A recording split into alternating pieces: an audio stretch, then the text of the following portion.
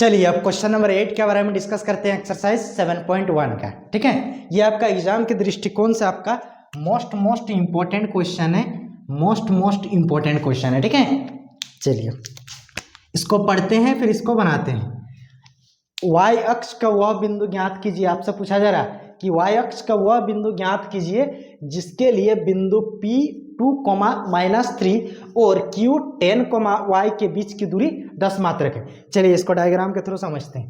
सबसे पहले PQ, ये आपका P, ये है आपका Q, ये वाला P पॉइंट है, ये वाला Q पॉइंट है। P पॉइंट का निर्देशांक दिया है 2, -3, जबकि Q पॉइंट का निर्देशांक दे दिया है 10, y, और ये दोनों के P और Q के बीच की दूरी, P और Q के बीच की दूरी कितना है? 10 मात्रक।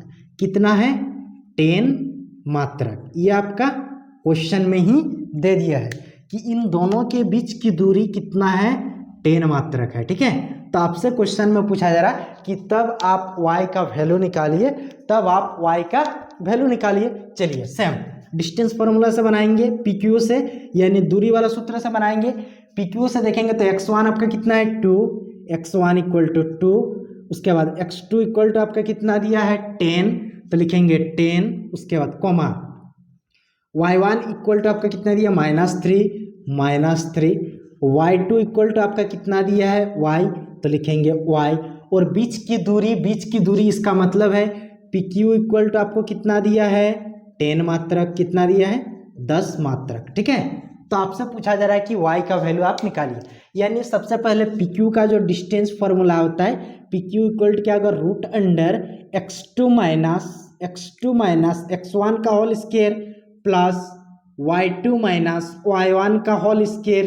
ठीक है, चलिए PQ सबसे पहले P से लेके Q तक की दूरी कितना है? 10 मात्रक। भर दीजिए इसमें 10। ठीक है, 10 बराबर ये रूट अंडर x2 आपके पास कितना है? x2 है आपके पास 10, भर दीजिए 10। x1 कितना है? 2 का होल स्क्वायर प्लस y2 आपके पास कितना है? y। उसके बाद ये देखिए यहाँ फॉर्मूला में माइनस और यहाँ पे y1 में अलग से माइनस, तो माइनस गुना माइनस क्या होगा? प्लस।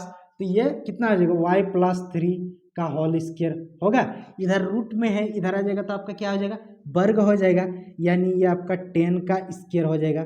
वर्ग किए, ये 10 में से 2 घटेगा तो कितना बचेगा? 8, यानी 8 का होल स्क्वायर प्लस ये देखिए a + b का होल स्क्वायर, जो अभी ये थोड़ा देर पहले बताएं। a + b का होल स्क्वायर क्या होता है? a + b का होल स्क्वायर इक्वल टू होता है आपका a² + 2ab + b²। इस फॉर्मूला में क्या करेंगे? इसको तोड़ेंगे। y को आपको a मानना है, 3 को आपको क्या मानना है? b मानना है। तो चलिए तोड़ दीजिए इसको। तो ये y का होल स्क्वायर प्लस 2 × y × 3, तो 2 3 जा 6y प्लस 3 3 जा 9। ठीक है, ये 10 का स्क्वायर करेंगे तो 10 × 10 कितना होगा? 100।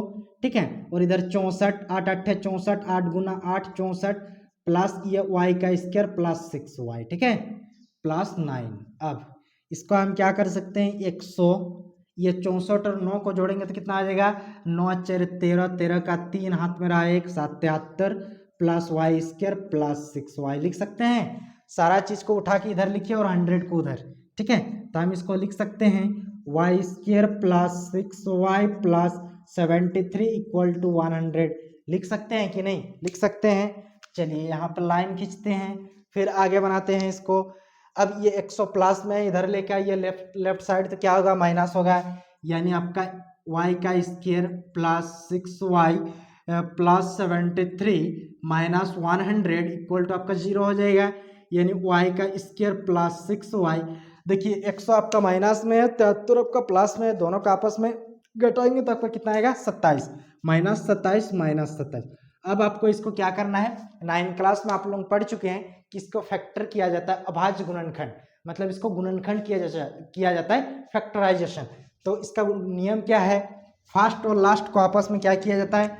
मल्टीप्लाई किया जाता है। फर्स्ट और लास्ट को क्या किया जाता है? मल्टीप्लाई किया जाता है। तो मल्टीप्लाई करेंगे तो आपका क्या आएगा? y का स्क्वायर इंटू -7, तो गुना करेंगे तो कितना आएगा? -27 y का स्क्वायर। इसमें से जो भी नंबर आएगा उसको क्या किया जाता है, अभाज्य गुणनखंड। तो इसका अभाज्य गुणनखंड कीजिए, -27 का करेंगे तो 3 का पाड़ा से जाएगा, 3 9 27, 3 त्रिका 9, 3 एके 3, माइनस बाद में दे दीजिएगा। जोड़ या घटाव करने से आपको कितना लाना है, 6y लाना है ना, बीच वाला ठो। तो इसको क्या करेंगे, 3 त्रिका 9 और 3, नहीं तो आप इसको ऐसा कीजिए, 3 एके 3, ज़्यादा समझ में आएगा, ठीक है। 3 त्रिका 9, 3 एके 3, 9 में से क्या करेंगे, 3 को घटा देंगे, लेकिन आपको देखना है 6y किस में चाहिए, प्लस में। तो 9y प्लस में लेना है, 3y माइनस में लेना है। तो चलिए इसको लिखिए, यानी जैसे इसका फैक्टर किए तो y² plus 9y minus 3y minus 27 equal to 0। इसमें क्या कॉमन आ रहा है, y, तो आपका y प्लस 9 हो जाएगा। इसमें क्या कॉमन आ रहा है, -3, तो y प्लस क्या हो जाएगा, 9, 9 3 27, और यहाँ पे माइनस कॉमन ले चुके हैं तो क्या बचेगा, प्लस बचेगा, इक्वल टू 0। देखिए y प्लस 9, y प्लस 9, ये दोनों ब्रैकेट बराबर आना चाहिए। अगर आपका बराबर नहीं आ रहा, इसका मतलब कहीं ना कहीं आप लोग मिस्टेक किए होंगे, ठीक है। अब देखिए y प्लस 9 फिर से कॉमन ले लिए, तो बचा कि आपके पास y माइनस 3 इक्वल टू हम क्या लिख सकते हैं, 0। एक बार आप इस पार्ट को 0 कीजिए, एक बार आप इस पार्ट को 0 कीजिए, ठीक है। नहीं तो ये y माइनस 3 गुना में उधर जाएगा तो भाग 0/समथिंग इक्वल टू 0। वैसा भी आप समझ सकते हैं, कोई दिक्कत नहीं। y प्लस 9 इक्वल टू हम क्या लिख सकते हैं, 0। y इक्वल टू आपको कितना लिखना, -9। एक बार उस पार्ट को 0 कीजिए, इधर वाला जो पार्ट है उसको एक बार 0 कीजिए, और y माइनस 3 इक्वल टू हम क्या लिख सकते हैं, 0। y इक्वल टू आपका क्या हो जाएगा, +3, ठीक है। यानी y बिंदु का जो निर्देशांक आया, y का जो मान आया, अतः y का मान इक्वल टू -9,3, और यहीं तो आपका क्या हो जाएगा आंसर। आपका क्वेश्चन में यही निकालने के लिए बोला गया था, आपका क्वेश्चन में यही वाला वैल्यू निकालने के लिए कहा गया था। आई होप हमको लग रहा कि आप इस क्वेश्चन के आंसर पूरी तरह से समझ गए होंगे। अगर आप इसका स्क्रीनशॉट लेना चाहते हैं तो ले लीजिए, अदरवाइज हम इसको डिस्क्रिप्शन के लिंक में डाल दूंगा, वहां से भी आप इसको आसानी से डाउनलोड कर सकते हैं और पढ़ सकते हैं। थैंक यू, जय हिंद।